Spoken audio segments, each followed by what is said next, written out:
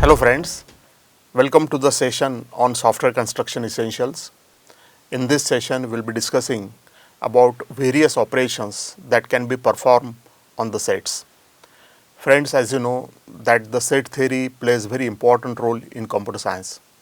It is a part of discrete mathematics, and discrete mathematics is used for grouping of the data, and it is also used for implementing the logic to solve the problem.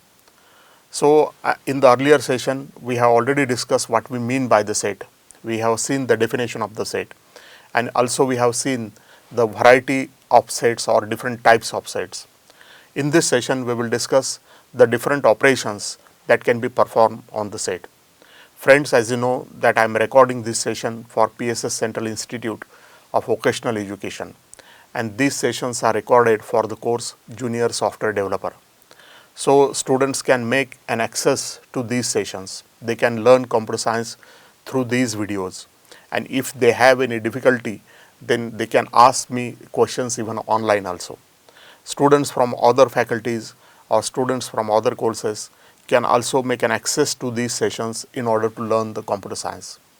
So friends, let us start the session and let us understand that what are the different operations that can be performed on the sets.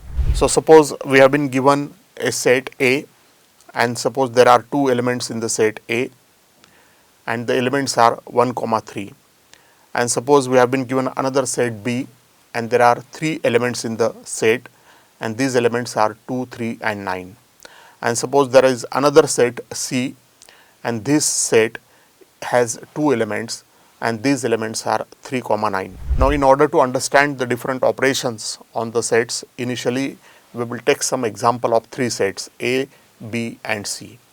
So, you will find that set is just nothing but a collection of objects or collection of things. The first set A consists of two elements, the second set B consists of three elements, and the third set C consists of two elements. Now, the first operation that can be done on the set is the intersection operation. Say for example, if I intersect A and B, then I will write it like this: A intersection B. So this is you can say the reverse U, and we write it like A intersection B. Now A intersection B operation will give us those elements that are present in both the sets.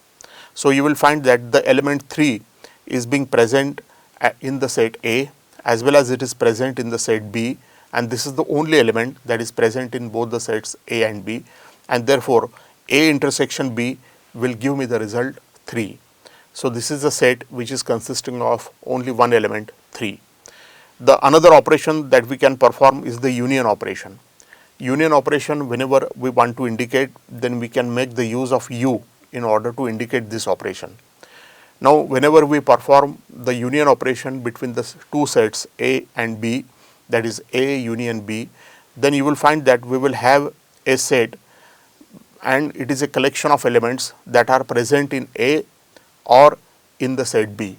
Say for example, in the set A there are two elements 1 and 3, in the set B there are three elements 2, 3 and 9, and therefore the union operation A union B will give us the resultant set, which will consist of the elements 1 because it is in A, 2 that is in B, 3 that is also in both the sets A and B, and then 9 that is in B, and therefore you will have 4 elements in the resultant union operation.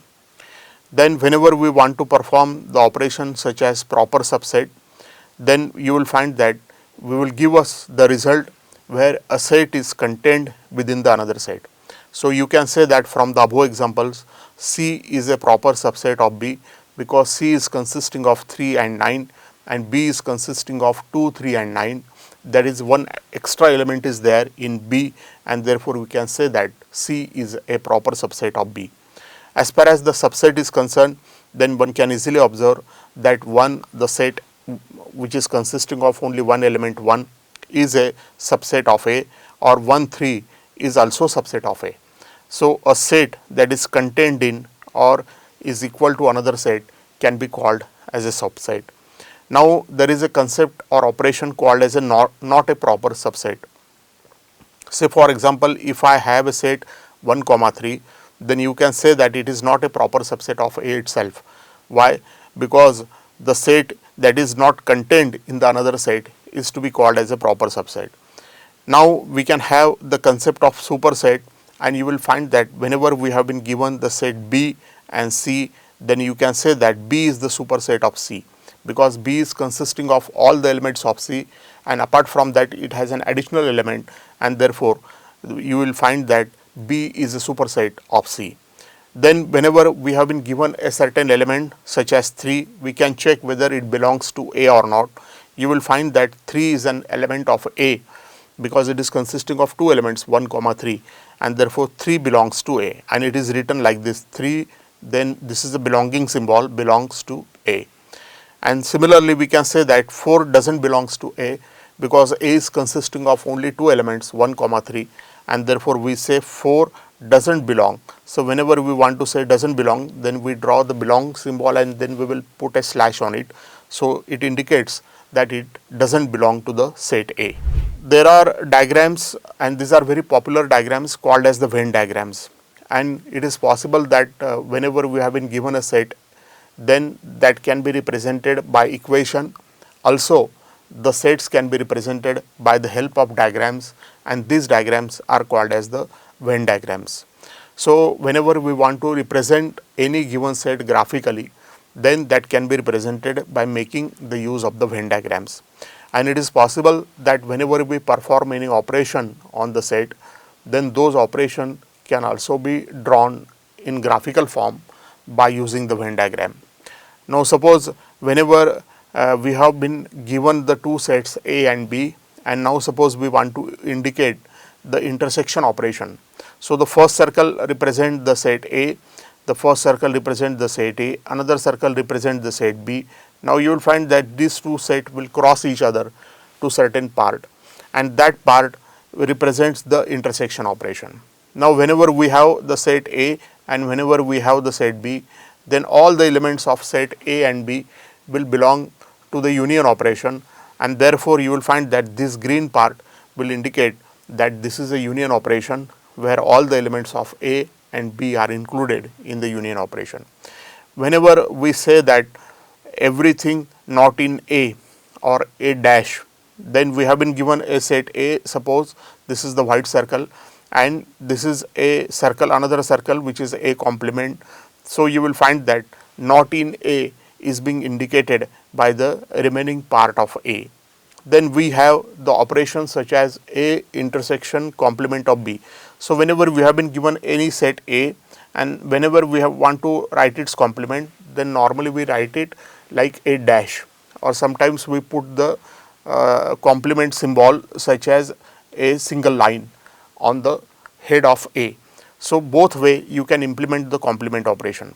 Now whenever everything in A that is not in B, if this operation we want to indicate, then that can be indicated by using this diagram, and you will find that the green part will represent this operation A intersection B dash. Now whenever we want to represent the operation such as complement of A intersection B, then that can be represented by this green diagram. So everything in B that is not in A is indicated by this diagram. Or whenever we have A union complement of B, then that can be represented by using this diagram. So these are the diagrams that are very useful in order to indicate the set operations. For example, the next diagram will indicate the operation A dash union B. Then the next diagram will indicate the operation A union B dash. So you will find that only this part is being omitted while rest of the part is covered.